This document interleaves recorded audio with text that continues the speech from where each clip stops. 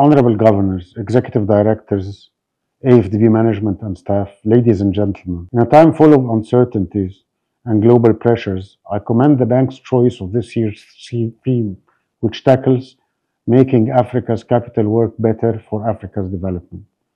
While Africa's potential is huge, with its position of the elements to emerge as the global powerhouse of the future, the continent's natural wealth and human capital remain significantly underutilized. A situation that is adversely magnified by increasing global economic fragmentation, fueled by trade wars and geopolitical tensions. Such escalating tensions have introduced additional layers of complexity that drive up borrowing costs, discourage investments, and trigger foreign currency volatility. In the light of these challenges, unlocking Africa's full potential requires a comprehensive and integrated approach to transformation. Driving this transformation forward calls for the African nations to move beyond traditional models rooted in exporting raw materials to one that focuses on value-added economic structure. This requires investing in regional value chains, strengthening supply linkages, establishing special economic zones, and improving resource governance. It is also vital to boost regional integration and intra-Africa trade through mechanisms like the African Continental Free Trade Area. In addition, Africa needs to build resilience against global shocks through ensuring food security.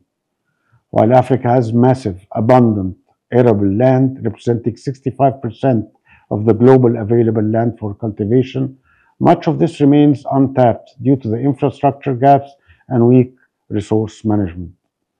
Egypt's strategy, aligned with the Dakar II summit outcomes, exemplifies this approach by expanding arable land, investing in research and development, leveraging technology and artificial intelligence, and fostering partnership with the private sector.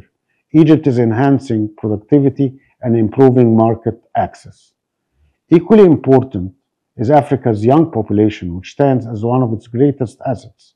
By 2030, it is expected that 25% of the world's young population will be African. We must empower youth through capability building, modernized educational systems, and targeted policy actions. We need to support startups and SMEs where young people can actively participate and thrive. To ensure our transformation endeavors is suitable, there is a need to address the structural barriers hindering the continent's long-term prosperity. These include inadequate infrastructure, weak governance structures, limited access to finance, underdeveloped capital markets, and high borrowing costs. The AFDB and African development institutions play a pivotal role in the journey by availing finance and driving capacity building.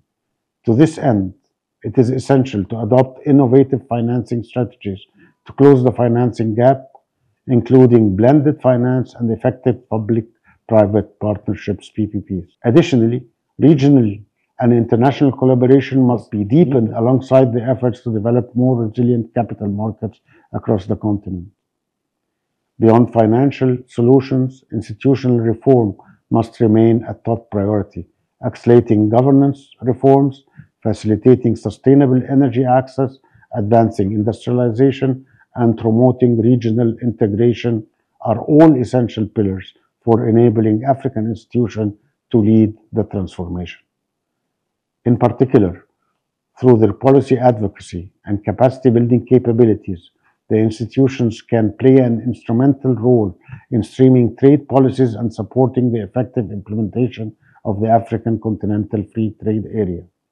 Furthermore, drawing from our national experience in the flagship Nexus on water, food, and energy, I want to emphasize the role of development partners in supporting ambitious country-owned and country-led platforms to foster collaboration among developed partners based on a shared strategic vision and priorities. Since 2022, the NWAFI platform has been able to avail around $3.9 billion of financing for our mitigation efforts and feasibility studies focused on adaptation and resilience.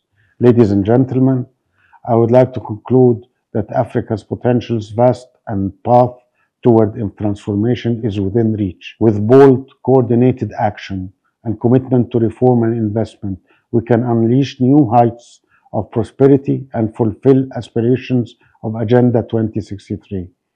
I look forward to the active engagement and deliberations with the esteemed governance and policymakers in Abidjan through the 2025 annual meetings. Thank you.